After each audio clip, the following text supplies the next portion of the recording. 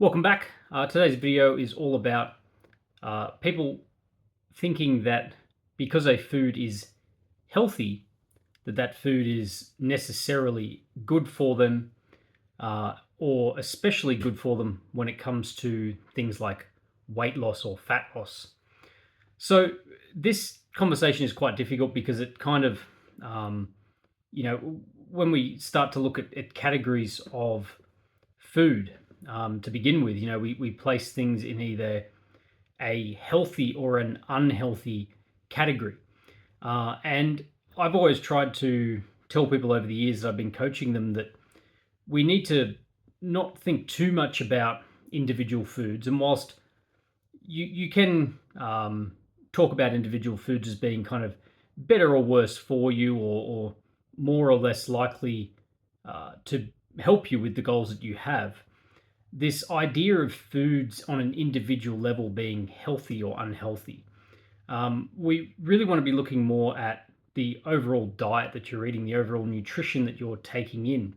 So, individual foods might not be healthy or unhealthy, but diets can definitely be healthy or unhealthy. And so, the problem with this is, there's especially when you have someone who's trying to lose weight as their primary goal, or at least a big part of their goal. And for a lot of people, this is a necessary goal if they want to achieve the health outcomes that they want. They might already be doing quite well when it comes to starting to exercise more. They might be eating better quality food and more nutritious food, but they hit a certain plateau. And often this is because they get into this mentality of, well, it's healthy, therefore I can kind of have an unlimited amount of it.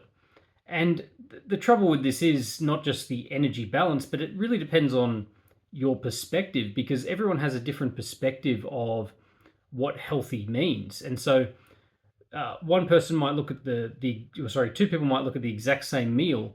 One person says that's a healthy meal, one person says that's an unhealthy meal.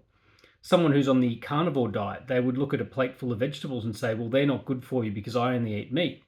Then a vegan would turn around and say, well, that plate that has meat on it is bad for me. It's unhealthy. And it's inevitably going to make me overweight and unhealthy. And when you start thinking like this, it's easy to then trick yourself into believing that if you are eating a food that you consider in your mind, in your view of nutrition, as being a healthy food, as one that you can eat in almost not unlimited potentially, but in quite big quantities without it really being a problem. Now, the real problem here is that most people to this day do not want to believe the reality. They don't want to believe the scientific proof and research that has been done on this topic to a level that not many other topics in nutrition really have been taken to.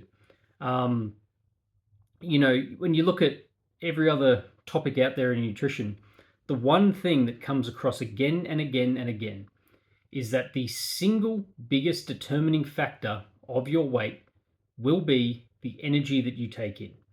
Now, this isn't to say that it's the only factor, or it's the only factor that's going to matter, or that it's the only, that certain diets might not help certain people in other ways, and they might not be better or worse for your health, and so on. There's many other factors at play, but when it comes to trying to reduce your body weight or your body fat percentage, you need to control the energy that you're taking in.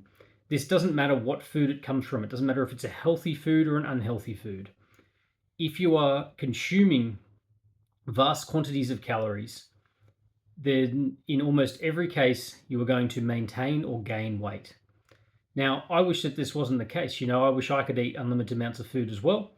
But it is not the case. And so the more you can look at that and realize that even if you are going to eat a certain type of diet, you are going to eat a certain way to try and have more nutritious foods, the portion sizes that you have, the frequency with which you're eating, the amount you're snacking potentially, can still be meaning that you're intaking far too many calories.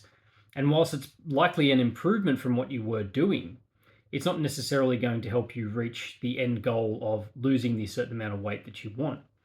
So you look at something like nuts, for example, and everyone will say, well, nuts are really healthy for you. So I'm trying to snack on nuts. And look, they are a pretty good option. There's a lot of, vitamins, minerals, things like that, micronutrients within them. And they can be quite satiating. But at the same time, 100 grams of the majority of different nuts out there, you're looking at somewhere between 600 and 800 calories.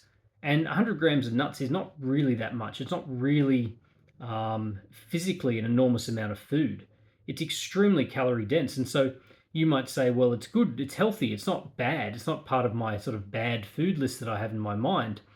But if you're eating that, if you're having a snack all throughout the day and you end up eating 200 grams of nuts through the day, which isn't that hard to do for a lot of people, they might still be going, but I'm eating healthy, I'm eating really good foods. All I'm having is nuts for snacks, but they're eating 1,500 calories just of snacks throughout the day that are what they consider healthy. So you really need to accept the reality that calories do matter. And like I said, they don't matter to the point of being the only thing that matters, but they are still the single biggest factor. If you take out every other factor and you just control for calories, for most people, they will achieve their goals through that measure alone. And they'll have varying amounts of success and varying abilities to stick to the diet, depending on what it's made up of course. But if you don't control your calories, if you don't control the amount of energy that is going into your body, you will continue to struggle with your weight.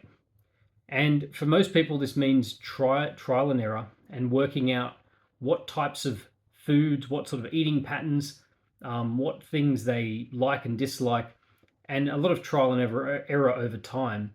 But it also takes the acceptance and the ability to reconcile the fact that you will have to limit your food in some way, shape, or form in order to maintain or continue losing weight. So I hope that's been helpful. I hope that's been informative. If you have any questions, comments, or queries about this, be sure to comment below or send me a message.